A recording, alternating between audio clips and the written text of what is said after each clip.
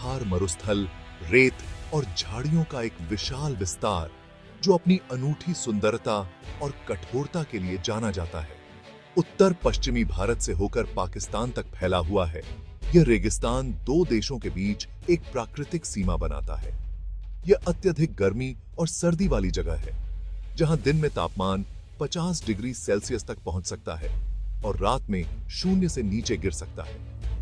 इन कठोर परिस्थितियों के बावजूद थार रेगिस्तान में जीवन की एक समृद्ध विविधता है, जिसमें कई दुर्लभ और अद्वितीय प्रजातियां शामिल हैं, जिसमें लचीले पौधे, जानवर और मानव समुदाय शामिल हैं, जो इस कठिन वातावरण में भी फल फूल रहे हैं। सदियों से थार के लोग प्रकृति के साथ तालमेल बिठाकर इसकी चुनौतियों के अनुकूल ढलते रहे हैं और अपनी संस्कृति और परंपराओं को जीवित रखा है।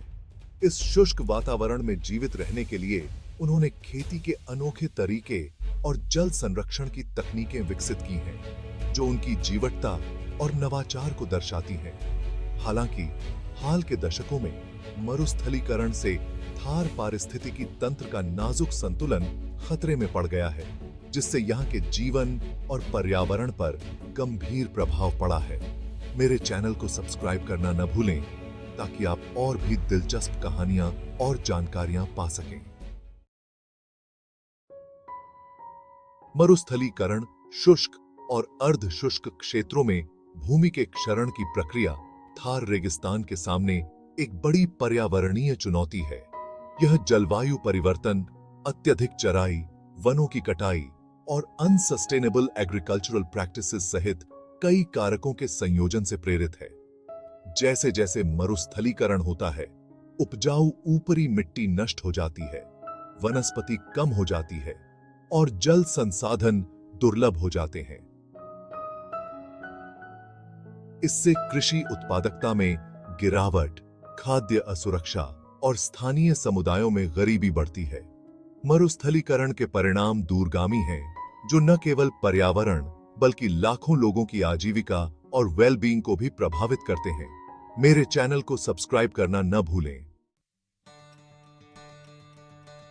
इन चुनौतियों का सामना करते हुए थार रेगिस्तान में एक उल्लेखनीय परिवर्तन हो रहा है।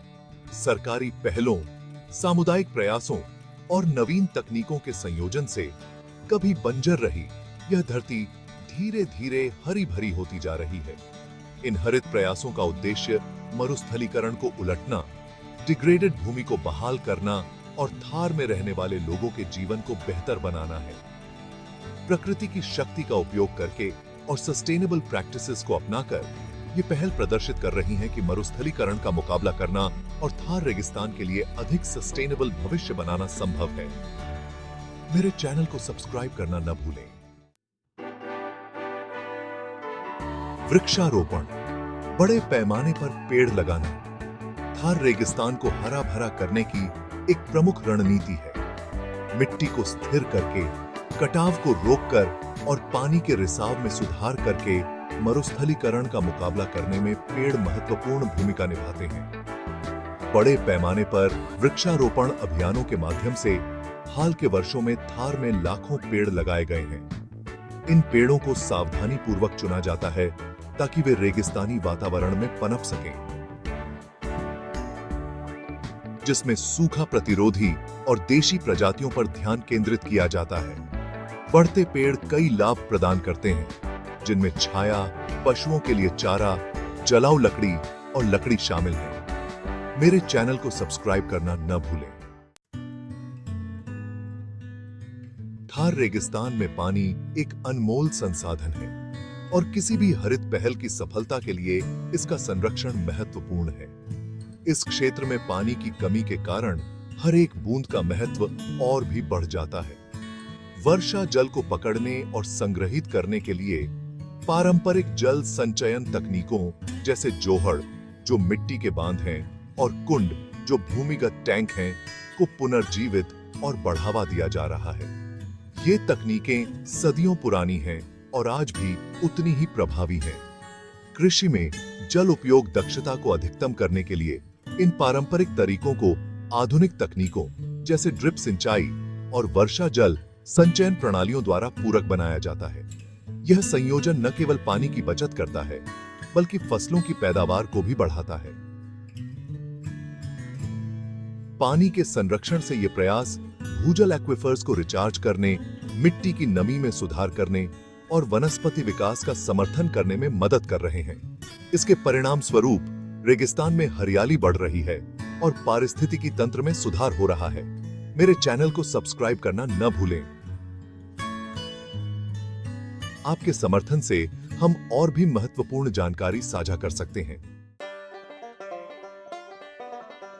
टिकाऊ कृषि पद्धतियों को बढ़ावा देना था रेगिस्तान को हरा भरा करने का एक और महत्वपूर्ण पहलू है। मिट्टी के स्वास्थ्य को बेहतर बनाने और रासायनिक निवेशों पर निर्भरता को कम करने के लिए पारंपरिक खेती के तरीकों जैसे फसल चक्र, अंतर फसल और जैविक खादों के उपयोग को प्रोत्साहित किया जा रहा है। किसानों को सूखा प्रतिरोधी फसलों और पानी कुशल सिंचाई तकनीकों का भी प्रशिक्षण दिया जा रहा है। इन स्थायी पद्धतियों को अपनाकर किसान न केवल अपनी पैदावार बढ़ा रहे हैं, बल्कि भूमि के दीर्घकालिक स्वास्थ्य और उत्पादकता में भी योगदान दे रहे हैं। मेरे चैनल को सब्सक्राइब करना न भूलें। किसी भी पर्यावरणीय पहल की सफलता स्थानीय समुदायों की सक्रिय भागीदारी और स्वामित्व पर निर्भर करती है। थार रेगिस्तान में समुदाय आधारित संगठन और गैर सरकारी संगठन लोगों को संगठित करने, जागरूकता बढ़ाने और स्थायी प्रथाओं को बढ़ावा देने में महत्वपूर्ण भूमिका निभाते हैं। विशेष रूप से महिलाएं हरित प्रयासों में अग्रणी भूमिका निभा रही हैं। जल प्रबंधन, कृषि और प्राकृतिक संसाधन संरक्षण के बारे में उनका पारंपरिक ज्ञान अमूल्य है। समुदायों को सशक्त बनाकर और अपनेपन की भावना को बढ़ावा देकर ये पहल हरित प्रयासों की दीर्घकालिक स्थिरता सुनिश्चित कर रही हैं। मेरे चैनल को सब्सक्राइब करना न भूलें। थार रेगिस्तान में उन समुदायों की प्रेरक सफलता की कहानियां हैं जिन्होंने अपने प्रयासों से अपने जीवन और परिदृश्यों को बदल दिया है। उदाहरण के लिए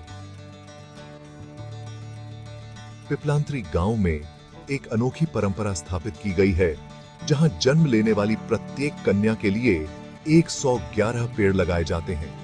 इस प्रथा ने न केवल गांव में हरित आवरण को बढ़ाया है, बल्कि लड़कियों को सशक्त बनाया है और पर्यावरण संरक्षण के लिए सामुदायिक जिम्मेदारी की भावना को बढ़ावा दिया है। ऐसी सफलता की कहानियां आशा की किरण के रूप में काम करती हैं, जो सामूहिक कार्रवाई की परिवर्तनकारी शक्ति को प्रदर्शित करती हैं। मेरे चैनल को सब्सक्राइब करना न भूलें। थार रेगिस्तान का हरा भरा होना पर्यावरण और लोगों दोनों के लिए कई तरह के लाभ ला रहा है। बढ़ा हुआ वनस्पति आवरण हवा की गुणवत्ता में सुधार कर रहा है, तापमान कम कर रहा है और जलवायु परिवर्तन के प्रभावों को कम कर रहा है।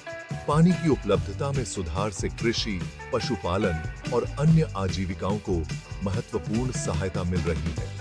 हरित प्रयास रोजगार भी पैदा कर रहे हैं, प्रवास को कम कर रहे हैं और थार में रहने वाले लोगों के जीवन की समग्र गुणवत्ता में सुधार कर रहे हैं। मेरे चैनल को सब्सक्राइब करना न भूलें। थार रेगिस्तान का एक सूखे परिदृश्य से एक हरे भरे और अधिक समृद्ध क्षेत्र में परिवर्तन प्रकृति के लचीलेपन और मनुष्यों के दृढ़ संकल्प का प्रमाण है। यह परिवर्तन रातों रात नहीं हुआ, बल्कि वर्षों की मेहनत और समर्पण का परिणाम है। पारंपरिक ज्ञान, नवीन तकनीकों और आधुनिक कृषि प्रौद्योगिकी के मिश्रण ने इस परिवर्तन को संभव बनाया है और सामुदायिक भागीदारी के संयोजन के माध्यम से स्थानीय किसानों ने मिलकर काम किया है। थार के लोग प्रदर्शित कर रहे हैं कि मरुस्थलीकरण को उलटना और आने वाली पीढ़ियों के लिए एक स्थायी भविष्य बनाना संभव है। यह एक लंबी और कठिन यात्रा रही है और आने वाली पीढ़ियों के लिए एक स्थायी भविष्य बनाना संभव है। यह प्रयास न केवल वर्तमान के लिए बल्कि भविष्य के लिए भी महत्वपूर्ण है। थार रेगिस्तान का हरा भरा होना न केवल एक पर्यावरणीय सफलता की कहानी है, बल्कि आशा, लचीलापन और सामूहिक कार्रवाई की शक्ति की कहानी भी है। यह दिखाता है कि जब हम एक साथ काम करते हैं तो हम असंभव को भी संभव बना सकते हैं। बल्कि आशा, लचीलापन और सामूहिक कार्रवाई की शक्ति की कहानी भी है। ये दुनिया भर के अन्य शुष्क और अर्ध शुष्क क्षेत्रों के लिए एक प्रेरणा का काम करता है, जो समान चुनौतियों का सामना कर रहे हैं। थार का अनुभव हमें सिखाता है कि कोई भी चुनौती इतनी बड़ी नहीं होती कि उसे पार न किया जा सके। जो समान चुनौतियों का सामना कर रहे हैं, थार के अनुभवों से सीखकर हम मरुस्थलीकरण का मुकाबला करने और सभी के लिए अधिक स्थायी भविष्य बनाने के लिए मिलकर काम कर सकते हैं। यह एक वैश्विक प्रयास है और सभी के लिए अधिक स्थायी भविष्य बनाने के लिए मिलकर काम कर सकते हैं। मेरे चैनल को सब्सक्राइब करना न भूलें। इस तरह के और भी प्रेरणादायक कहानियों के लिए जुड़े रहें।